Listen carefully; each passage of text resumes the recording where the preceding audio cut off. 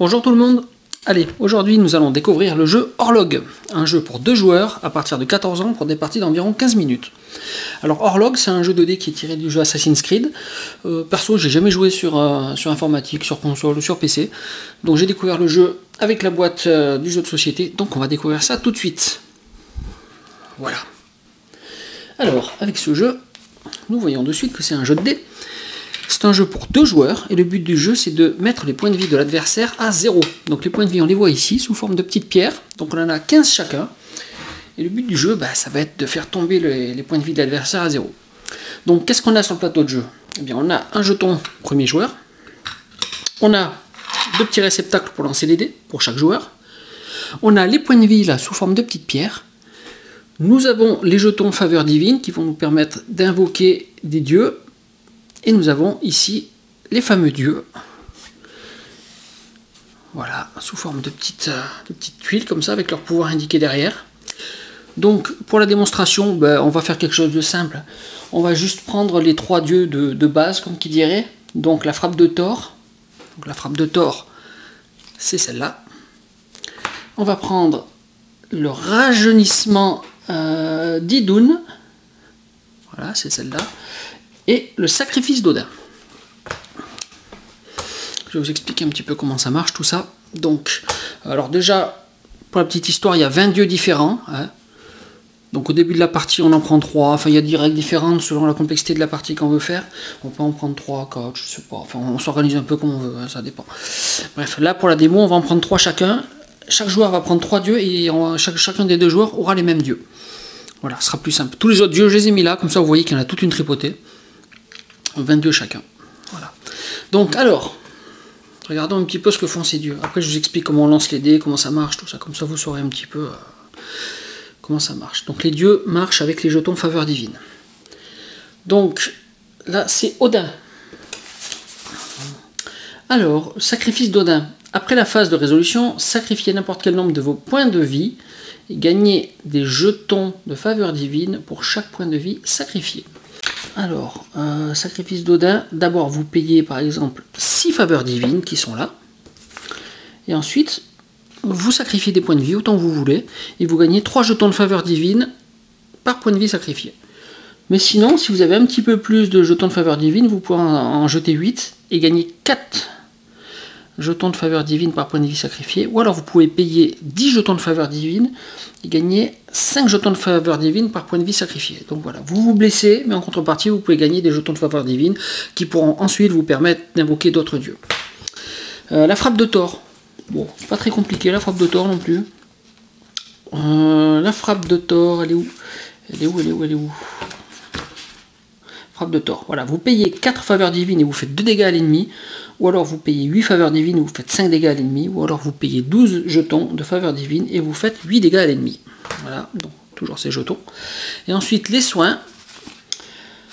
Donc les soins, c'est Idun, elle est où? Parce que là je regarde un petit peu le feuillet avec le descriptif de tous les dieux. Je suis aveugle ou quoi?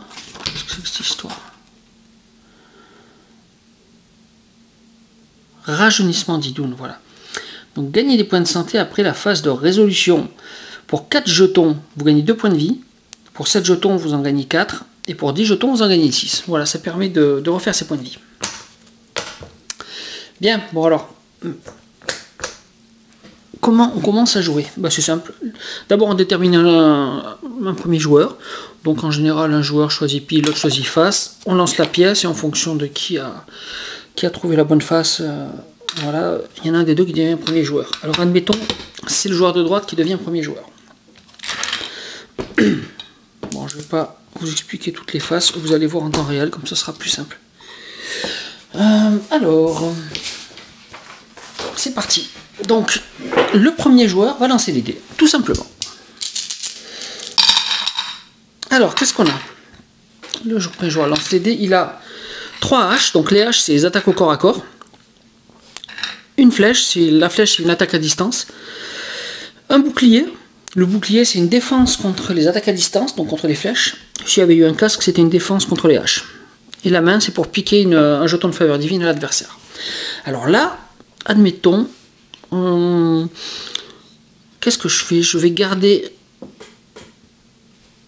une main pour taper l'adversaire, non, pour piquer un jeton de faveur divine à l'adversaire, et je vais garder un dégât de hache et un dégât de flèche pour faire une attaque à distance. Et ça, je vais le garder pour lancer pour plus tard. Voilà.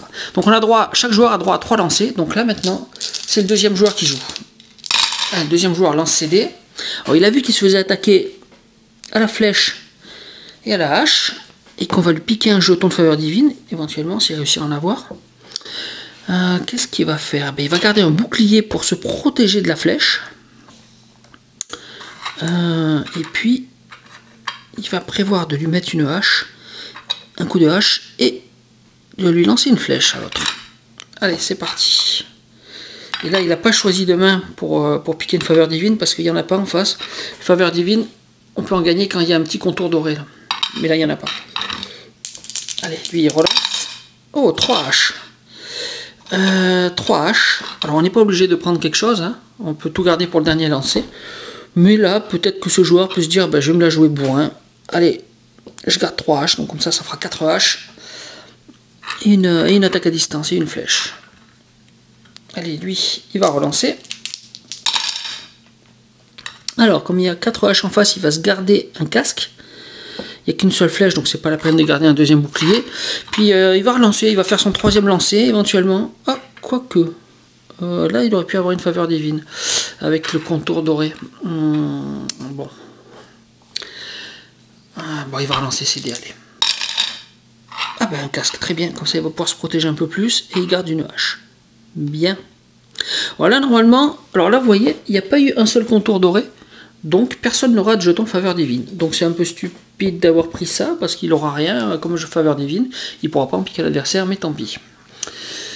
Alors, maintenant, ce qu'on va faire, c'est qu'on va passer à la résolution. Alors normalement, on fait la phase de faveur divine en phase 2. Mais là, étant donné que personne n'a de jeton faveur divine, on ne peut pas invoquer les dieux, donc ça ne sert à rien. Donc on saute cette étape et on passe directement à la 3e. On va passer à la résolution. Alors, la résolution, qu'est-ce qu'on a?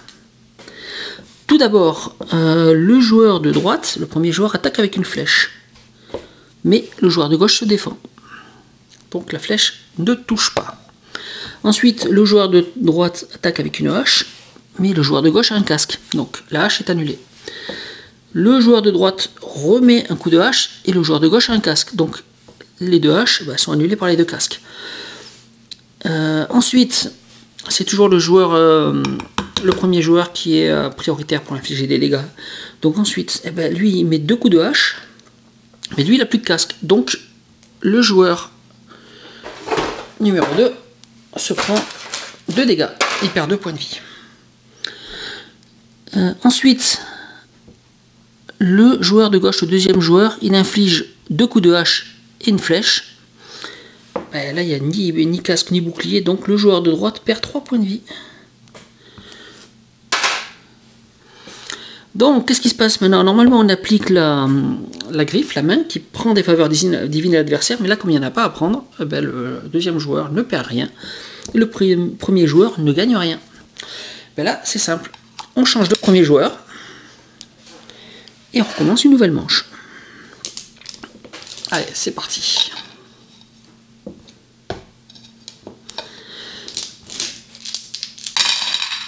Alors... Oh, très bien ça. Alors, ce qui va se passer, c'est que le joueur de gauche, lui, cette fois, il va conserver ses 3 dés. Parce que là, vous voyez, il y a un petit contour doré. Et les contours dorés, ça donne des faveurs divines. Et ça, c'est très intéressant. Parce que ça va permettre de déclencher des effets. Alors, il garde ça et il laisse ses dés, là, pour l'instant. Voilà. Ensuite, le deuxième joueur, lui, qu'est-ce qu'il va faire? Il va se prendre une attaque de flèche. Il n'a pas de bouclier. Lui va peut-être se prendre aussi une... Comme lui va gagner des faveurs divines, lui va essayer de lui en piquer. Il peut pas se défendre. Bon, il va garder une hache pour la... Non. Ouais, il a un bouclier. Ouais. Il a un bouclier de l'autre côté et un casque. Donc on peut lui mettre ce qu'on veut. Bon, il va lui mettre 2 flèches quand même. Ça va peut-être le forcer à prendre un bouclier. Allez, à gauche, il rejoue. Deuxième lancé. On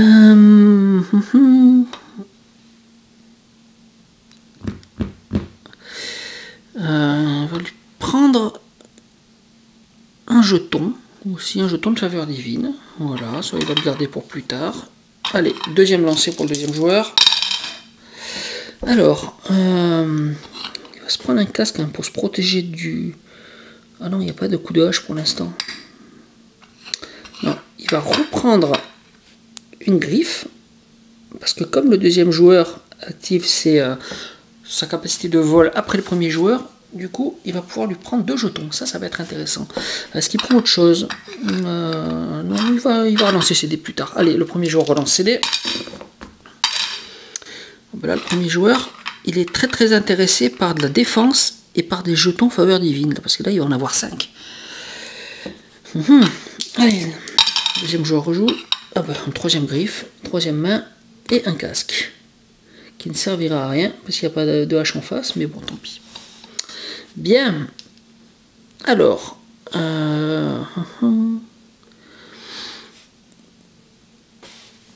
Qu'est-ce qu'on fait maintenant? On fait des faveurs divines, mais comme personne n'a encore de jeton faveur divine, ben, il ne se passe rien. Donc on va passer à la phase de résolution. En phase de résolution, comme cette fois il y a des petits carrés dorés, eh ben, on va distribuer en premier les jetons faveur divine. Alors, hop, déjà pour le deuxième joueur, il y en a 2. Voilà, il en gagne 2. Et lui, il en gagne 5. 2, 3, 4 et 5. Mais il ne pourra pas s'en servir sur ce tour-là. Parce que la phase 2, la phase des faveurs divines, est déjà passée. Bon, phase de résolution maintenant. C'est le premier joueur qui attaque en premier. Donc le premier joueur, il envoie une flèche.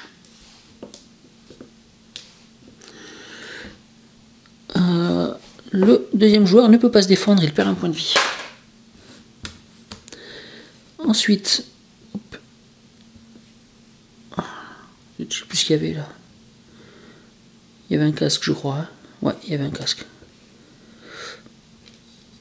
Ensuite, ou une main, je sais plus. Bon, on va dire qu'il y avait une main. Non, 3 mains, il n'y en avait pas. Il y en avait. Ça devait être un casque, voilà. Ensuite, lui n'a plus d'attaque. Le premier joueur n'a plus d'attaque, donc il ne fait rien de spécial. C'est au deuxième joueur d'attaquer. Donc le deuxième joueur envoie 2 flèches, mais en face il y a 2 boucliers. Donc les 2 flèches sont arrêtées. Ensuite il ne reste plus que des casques, donc on s'en fout. Et ensuite on fait du vol. Donc c'est le premier joueur qui commence à voler. Donc le premier joueur active son dé de vol. Il prend un jeton en faveur divine qui va ici. Maintenant, c'est le deuxième joueur qui active ses 3 mains pour voler. Donc il prend 3 jetons de faveur divine qui vont ici. Et la manche est finie. On commence une nouvelle manche. Et c'est reparti. Et là, on va pouvoir commencer à activer les jetons de faveur divine. Ça va devenir intéressant. Sauf que ce joueur-là, il a un petit problème, c'est qu'il n'en a que 3. Il en faut minimum 4 pour déclencher les dieux qui sont là. Donc il va pas pouvoir s'en servir. Allez, premier joueur, qu'est-ce qu'il a? Il va se prendre 4 jetons de faveur divine.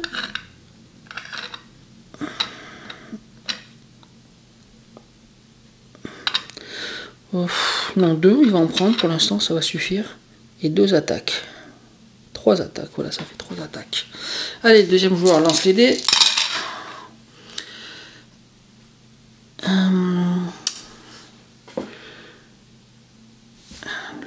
Le deuxième joueur, il est chaud comme la braise. Lui, il dit, allez, maintenant, cette fois, j'attaque. Tant pis, on ne fait pas dans le détail. Voilà. Le premier joueur relance ses dés. 2 haches. Bon, il n'a pas l'air d'y avoir trop de casques en face. Et là, 2 haches. Voilà, donc ça va taper là. Donc maintenant, phase de faveur divine. Là, on a suffisamment de jetons pour déclencher quelque chose. Donc pendant la phase de faveur divine, les 2 joueurs, normalement, prennent chacun toute leur divinité dans leurs mains. Ils en choisissent une et ils la révèlent face cachée. Enfin, ils la révèlent face cachée. Qu'est-ce que je dis? Moi, je dis n'importe quoi. Ils la posent en la cachant et puis les 2 joueurs révèlent leur divinité en même temps. Et les activent en même temps. Alors, il faut savoir qu'il y a aussi des priorités sur les divinités. voyez par exemple, Thor c'est priorité 4 et Odin c'est priorité 1. Ça veut dire que si jamais... donc quand il y a des priorités différentes, c'est celui qui a la priorité la plus basse qui s'active en premier. Et ensuite celui qui a la priorité un petit peu plus haute. En cas de priorité égale, c'est dans le sens de premier joueur à deuxième joueur. Alors là, admettons, bon lui de toute façon il peut rien faire, il a que 3 jetons, donc normalement il en faudrait 4 minimum. Ce joueur-ci va activer un jeton divinité. Alors là, il trouve qu'il n'a pas assez de points de vie. Oh non. 5, il en a 4. Non, il a assez de points de vie. Il va faire autre chose. Il va claquer 4 jetons de faveur divine pour utiliser la force de Thor. Donc la force de Thor, c'est pour faire des dégâts à l'adversaire. C'est celui-là. Donc là, on utilise 4 jetons et on lui fait 2 dégâts. Donc là, on prend 4 jetons, on les rend. Hop, et immédiatement, ce joueur perd 2 points de vie. Voilà, donc là, c'était la phase des divinités. La phase des divinités est finie. On passe à la phase de résolution. En phase de résolution, alors là, déjà, il n'y a aucune défense, il n'y a que des attaques. Hein. Donc c'est le premier joueur qui va attaquer en premier, mais d'abord, on va distribuer les faveurs divines. Donc lui en reçoit 2. Hop, et lui n'en reçoit pas, parce qu'il n'a rien. Voilà. Donc ce qu'on va faire déjà, c'est qu'on va faire toutes les attaques à la hache du premier joueur et toutes les attaques à la flèche. Donc le deuxième joueur se prend 5 dégâts, parce qu'il n'a rien pour se protéger. Hop, hop, hop, hop.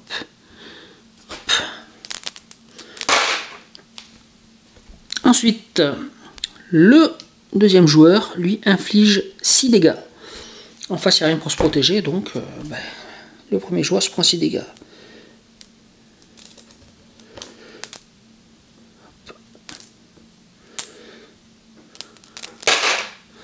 Et ensuite, le premier joueur vole un jeton faveur divine au second. Voilà. Et là, on est bien. Donc, changement de premier joueur. Et on commence une nouvelle phase. Allez, c'est parti. Alors, qu'est-ce qu'on a là?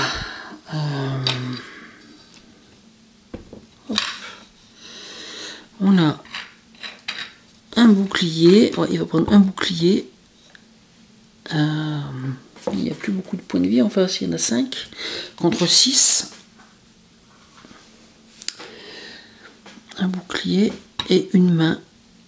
Ah, c'est bien pour commencer, je pense. Et ça, il va relancer. Allez, à lui.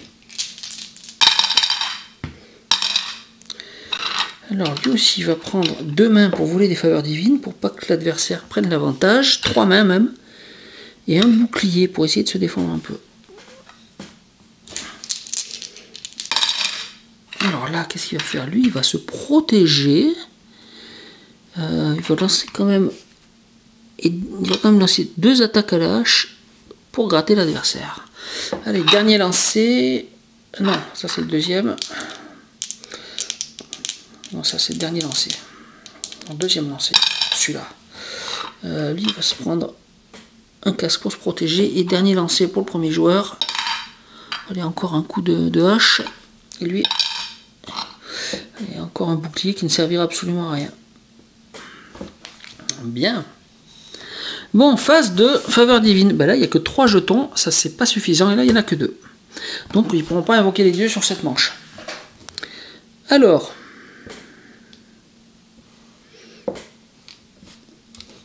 le premier joueur active ses dés. Donc, le premier joueur attaque avec 3 haches. Il y a une hache qui est neutralisée par un casque. Et il reste 2 haches. Donc, le deuxième joueur perd 2 points de vie. Ensuite, là, il n'y a pas d'attaque. Donc, ça sert à rien. Comme il n'y a pas de flèche classe non plus, ça sert à rien. Et ensuite, le vol. Ah oui, j'ai oublié de distribuer les faveurs divines.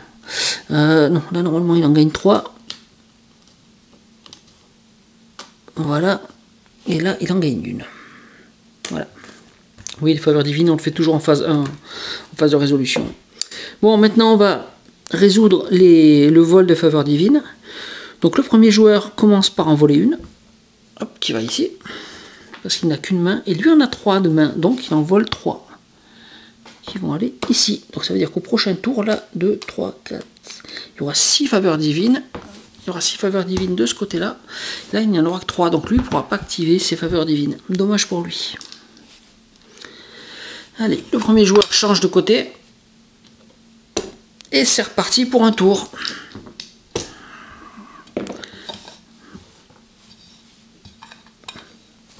Allez, go.